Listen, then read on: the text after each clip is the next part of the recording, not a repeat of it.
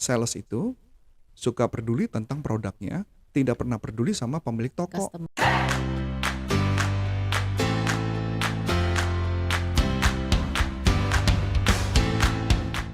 Halo Sobat Sales dimanapun Anda berada, jumpa lagi dengan saya Ana Melani dalam YouTube channel Coach Antonius Arif yang membahas tentang selling dan marketing. Nah, Sahabat Sales dimanapun Anda berada, jaga sehat ya, tetap prokes. Oke, Sahabat Sales, kali ini kita mau bahas tentang gimana sih cara jualan ke warung-warung nih. Nah, terutama buat Sahabat Sales yang produk-produknya itu memang mesti ditawarkan mungkin ke warung-warung gitu ya. Oke, Sahabat Sales, sebelum kita simak lebih jauh, yuk kita lihat yang mulai berikut ini ya. Sebelum Anda lanjut nonton video ini, silakan Anda subscribe, like, dan share kepada teman-teman Anda sehingga channel ini bisa bertumbuh.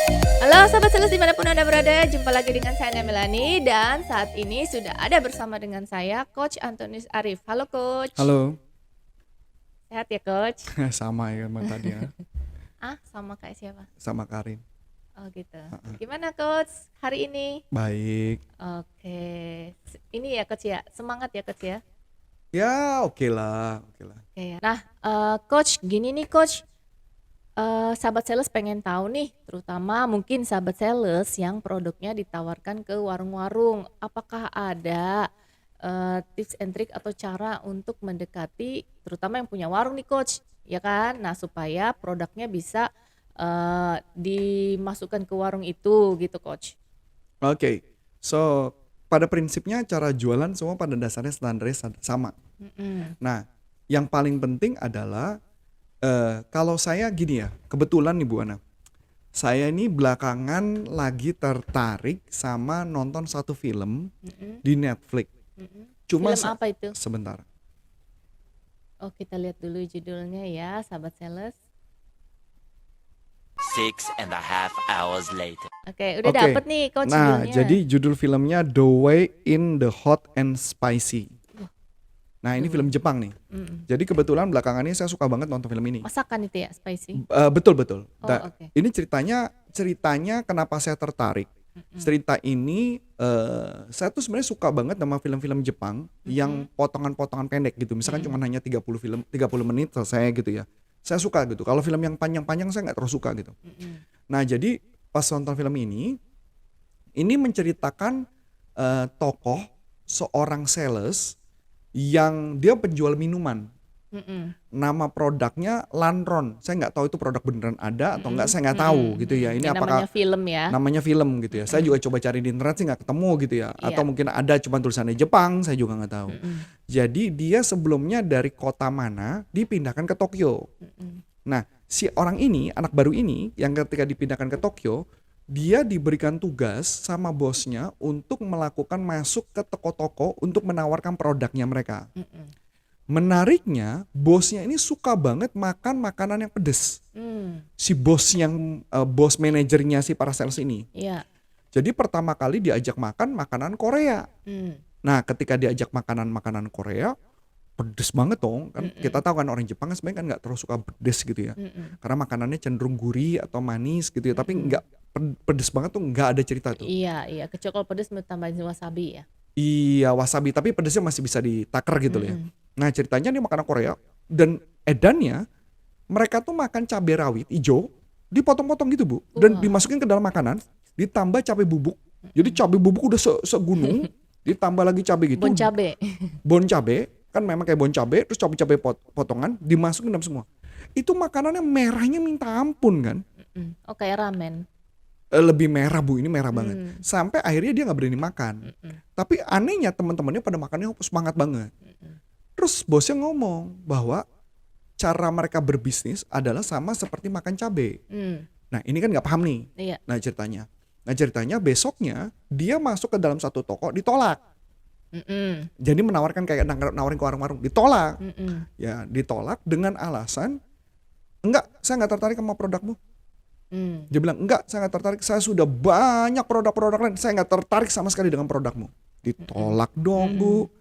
Dia bingung dong, diusir kan, dia keluar. Akhirnya Dia masuk ke salah satu tempat karena diusir, dia lapar nih pas makan siang. Dia masuk ke satu tempat restoran ramen. Oke. Nah, ketika dia masuk restoran ramen, ternyata restoran ramen itu jualannya pakai cabe. Hmm. Nah, rata-rata pas ditanya, dia bingung dong, cabe kan ditanya. Mm-mm. Kok makannya pada kepedesan gitu dia tanya. Eh, oh di sini makanan pakai cabe. Yang di situ berapa angkanya gitu kan? Dia bilang, oh yang itu katanya, yang itu adalah makannya adalah level 1. Hmm. Yang sono itu level 5. Nah, dia nggak sengaja dia nyebut angkanya 10. Hmm. Saya nggak tahu 10. Dia tanya karena dia gugup, karena panik dia makan 10. Itu bener-bener level 10. Waduh. Dan cabenya ampun-ampunan. Ketika dia makan, diliatin orang kan, sampai karena pada tepuk tangan di ramen kan, makan. Weh, ini orang mau makan makanan yang paling pedes. Padahal dia nggak ngerti. Padahal dia nggak ngerti. Ketika dia mau makan, ditonton sama orang banyak, dia mau kabur nggak bisa, dia makan pedes minta ampun, keringetan berkucur, dia Big challenge. buka jas dong. Mm-mm. Nah, ketika buka jas, tahu apa yang terjadi? Bu? Dimakan sama dia. Dihajar tuh makanan. Kemudian apa yang dia lakukan adalah dia langsung prospek lagi ke orang itu. Ketika dia mau coba prospek itu orang lagi, nggak tahu kenapa, menurut dia cabai itu menambah energi, membuat yang ketakutan menjadi berani. Waduh. Wah, ini inspiratif ini ceritakan ya. Morfin. Ya kayak morfin kan ya, kayak opium gitu. Nah, ketika masuk ke toko-toko, Bu, ada tulisan apa? Sales dilarang masuk. Dia nggak berani masuk lagi. Tapi dia ngintip dari kaca. Dia menemukan apa, Bu? Rupanya si pemilik toko itu lagi megang komputer dan kayaknya lagi mengalami kesulitan untuk ngetik. Jadi dia buka-buka kacamatanya, terus dia deketin komputer dan sebagainya. Tapi dia nggak tahu kenapa. Singkat cerita, malamnya dia makan lagi cabai, Bu. Waduh. Penasaran. Setelah itu besoknya dia prospek. Tahu nggak apa yang dilakukan sama dia? Dia masuk dengan semangat 45 gitu kan ya. Jadi saya nggak tahu apa kalau greetingnya apa, arigato. Oh bukan arigato, terima kasih ya. Pokoknya semangat masuk. Diusir lagi, Bu. Ya, arigato gozaimasu. Diusir, Bu.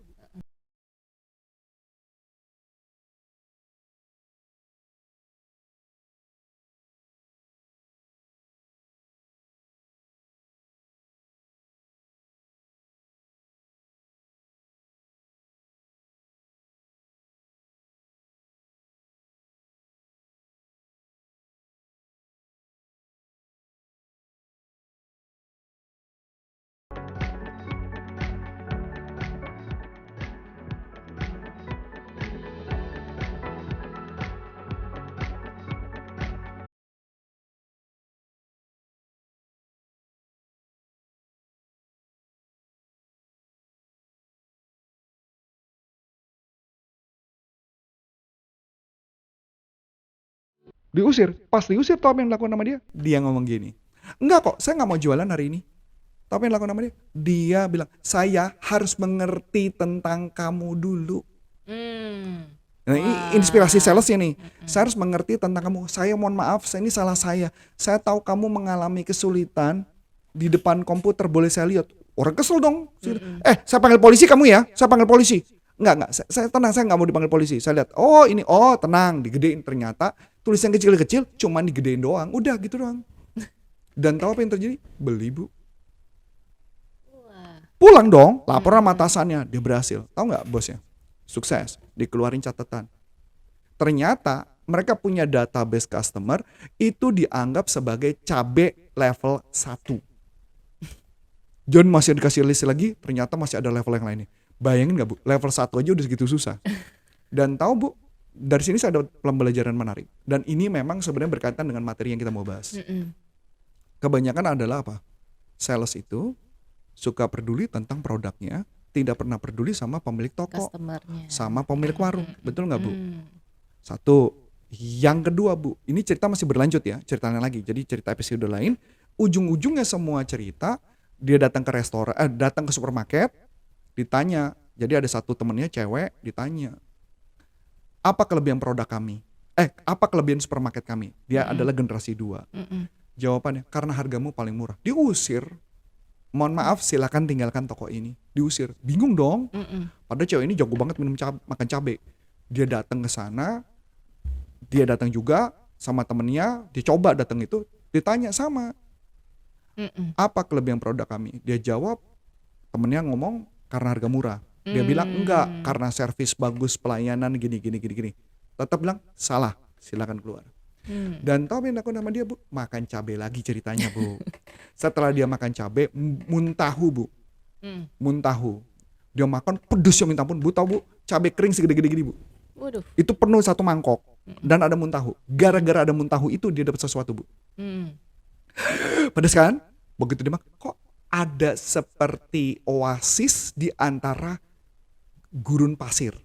Kenapa? Ada tahu putih yang membuat Menetralkan pedesnya. betul, cakep, Bu. Dan dia juga menemukan ada dagingnya. Dan gara-gara konsep itu, dia melihat dia datang lagi ke tempat sana, dia makan kroketnya mereka, dia menemukan harganya memang murah, tapi kroketnya enak banget dari kentang pilihan, daging pilihan, dan dimasak dengan cara yang tepat. Wow. Maka dia datang lagi, dia bilang, saya sudah tahu kenapa membuat kamu bagus. Bukan masalah harga murah, tetapi Servis.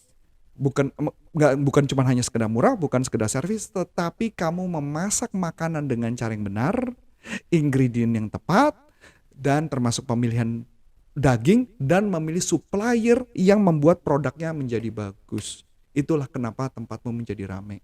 Kalau sekedar murah, kalau nggak enak, tetap orang nggak akan datang lagi. Langsung diterima, orangnya deal. Berarti apa pembelajarannya, Bu? Udah 2 film nih.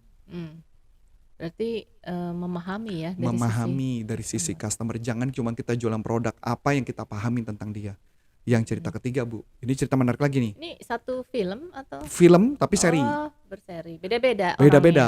Selesai tetap sama, dia juga selesai terus. sama. Film ketiga, Bu, apa, Bu? Karate. Dia ngadepin karate. Karate, selesai makan, dia suruh jualan minuman buat dehidrasi. Ditolak. Nah, ditolak dengan ngomongnya galak gitu ya. Pada takut, jadi dia takut ya. Karena dia benci banget sama karate.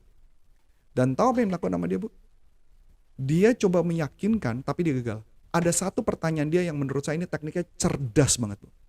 Dia cuma bertanya. Jadi misalnya, saya pokoknya nggak mau tahu, saya nggak mau. Jadi dengan gaya karate.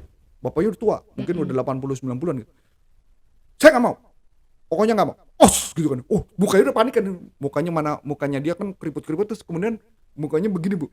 Si sales. Si customernya, calonnya. Si yang karate itu, Bu, Oh, yang iya. punya. Mulutnya bener-bener Bu. Kan kata mukanya galak banget kan, Bu. Iya. Tahu nggak? Dia cuma nanya. Sebenarnya Bapak ada apa sih yang membuat kenapa sih Bapak cuman hanya mau pakai air putih saja? Dia jawab, karena saya tidak mau ketika orang-orang main karate dia minum gula. Ya, Iya. saya mau mereka butuh untuk energy drink supaya dia bagus. Dia dapat got the point, berhasil jualan. Berkesimpulannya apa? Jadi kalau mama kita jualan kepada customer yang customer menolak, kita perlu tahu apa motivasi si yang punya toko itu, kenapa dia nggak mau. Reason, jadi ada motivasi di balik itu. Begitu juga ketika kita nawarin barang ke warung-warung atau ke toko-toko atau kemanapun, kita perlu tahu apa reason di balik itu. Jadi ini mungkin merangkum pertanyaan, ada beberapa pertanyaan kan, yang tadi bagaimana cara jualan produk, produk kesehatan supaya orang mau, betul ya Bu? Ini juga merangkum bagaimana caranya jualan ke warung supaya orang mau. Jadi jawabannya sederhana, kita perlu deketin orang tersebut. Dan lucu nggak tahu, orang ini saking takutnya sama karate, dia bela-bela dia join pelatihan karate itu, Bu. Artinya apa? Building Rapport. Jalin hubungan. Ini yang dia lakukan sama dia demi lakukan itu, Bu. Jadi gurunya suruh melakukan apa, dia latihannya lebih keras. Disuruh latihannya apa, dia latihannya lebih keras. Sampai satu ketika gurunya ngetes dia, suruh ngancurin batu bata segede banyak, Bu. Hancur sama dia, tapi dengan tangan kesakitan. Tapi gurunya ngomong ini karena dia persisten, karena dia ngotot. Nah dari gambaran ini dia cuma mau menunjukkan bahwa segala hal dalam kehidupan kita harus tahu apa motivasinya. Sebelum Anda lanjut nonton video ini, silakan Anda subscribe, like, dan share kepada teman-teman Anda sehingga channel ini bisa bertumbuh. Jadi kenapa orang nggak mau beli, kita cari tahu motivasinya. Bagaimana aplikasi di lapangan? Aplikasi lapangan adalah misalkan kita ke warung, nawarin sesuatu, kita tanya. Ya dong? Oke. Pak, produk yang laku apa saja sih Pak? Yang biasa belanja di sini? Yang rata-rata yang belanja orang-orangnya siapa? Ya kan, kita tanya, kok Pak Bapak bisa jualannya tetap laku ya Pak, walaupun di sana misalkan ada Indomaret atau Alfamidi dan Alfamart. Dari situ kan kita jadi care sama orang ini kan Bu. Nah ketika kita care, maka otomatis produk kita bisa masuk. Iya. Bukan cuma sekedar saya mau nitip ya, tolong ya kamu jualin, enak aja.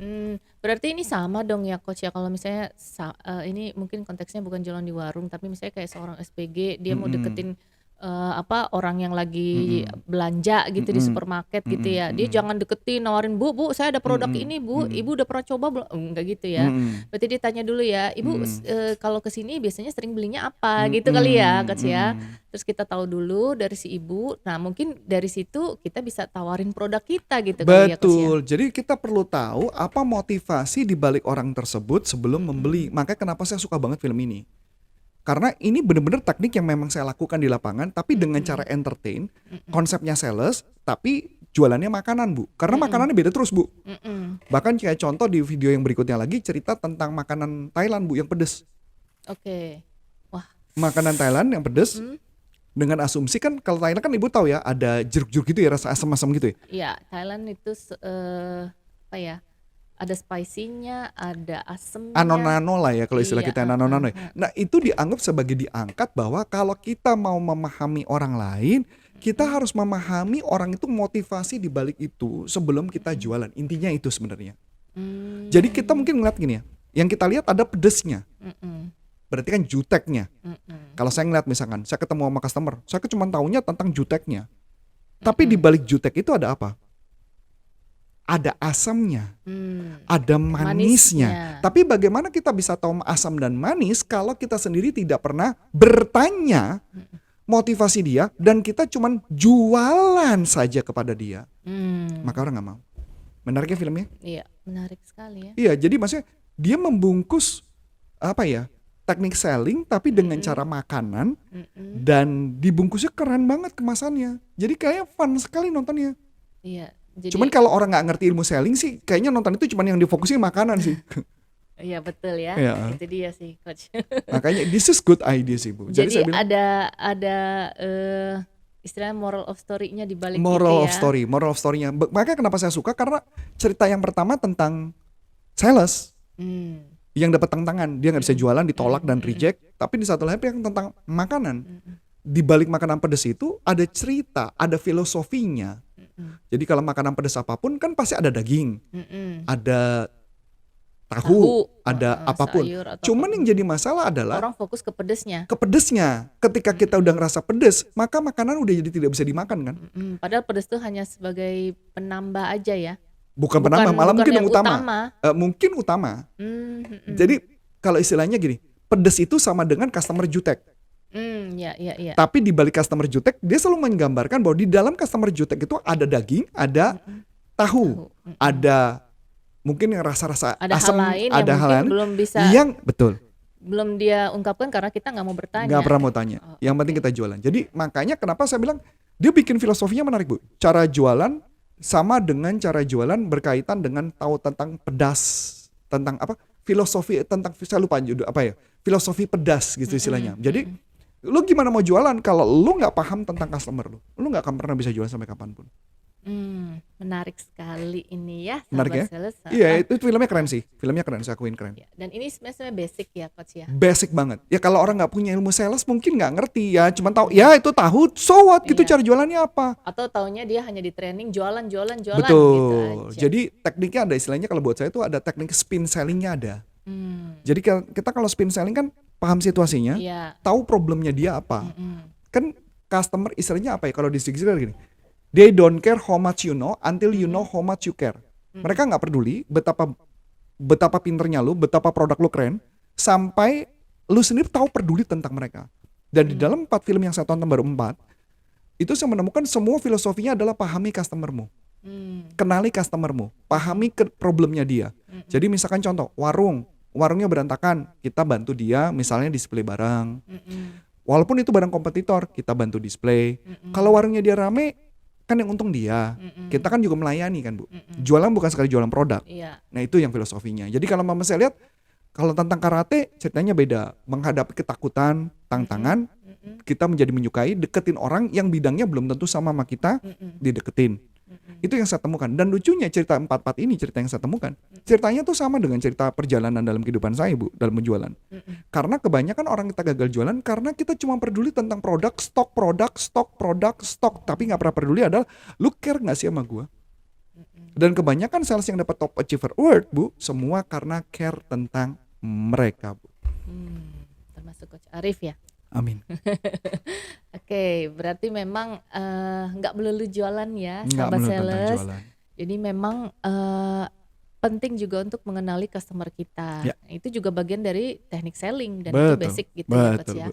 Oke, Coach, saya lihat ada sesuatu nih di atas meja kita. Ya. Warnanya merah nih sekarang Ya. dan hurufnya P. Jadi ini adalah platform pelatihan kita, namanya pastiprestasi.com. Di sini pastiprestasi.com tuh ada pelatihan berkaitan dengan selling, leadership, dan juga motivasi. Jadi semua ini tujuannya cuma hanya untuk membuat orang bisa jadi prestasi. Jadi pelatihannya platform online dan bisa belajar kapanpun, anytime. Wah, Ya, tidak terbatas waktu. tidak dan terbatas waktu. tempat. Dan memang videonya akan terus diupdate dan akan terus kita tambahkan karena kita buat, kita sampai memang video-video yang kita punya yang lama kita perbaiki. Jadi ini mudah-mudahan bisa menjawab kebutuhan dengan nonton yang secara menyenangkan dan juga ada tes dan ada sertifikat juga, sertifikatnya. Nah, Dan berarti- masuk ke dalam grup. Oh, oke. Ada nilai tambah, Bu. Ada nilai tambahnya Yaitu ya. adalah masuk ke dalam grup yang dimana saya dengan para coach yang lain ada di sana untuk membantu mereka mencapai target, bukan hanya cuma pelatihan saja. Kalau yang kedua ini adalah onbody.id untuk berkaitan dengan kesehatan tubuh. Apalagi yang udah kerja kan, Bu, kadang-kadang Iya. pegel ngangkat tas berat. Sales juga perlu dong. Kan kesehatan angkat tas tubuh. berat kan, ngangkat tas berat berarti kan bahunya problem dong. Iya. Nah kemudian juga duduknya lama-lama, maka pinggangnya problem dong. Iya, apalagi Maka yang WFH. Nah ini sangat ngebantu banget, itu Bu. Ya. Nah kalau mau ngundang kita bisa masuk ke corporaconsulting.com. Di sana Anda bisa belajar dengan kami di sana di Corpora Consulting. Apalagi mengundang kami ya, bisa di deskripsi ada nomor telepon yang bisa Anda kontak ya. Oke. Itu aja. Ya. Akhir kata saya Coach Antoni Sarif dan Dan saya Namelani. mengucap banyak terima kasih, sukses buat Anda dan sampai jumpa, salam performance.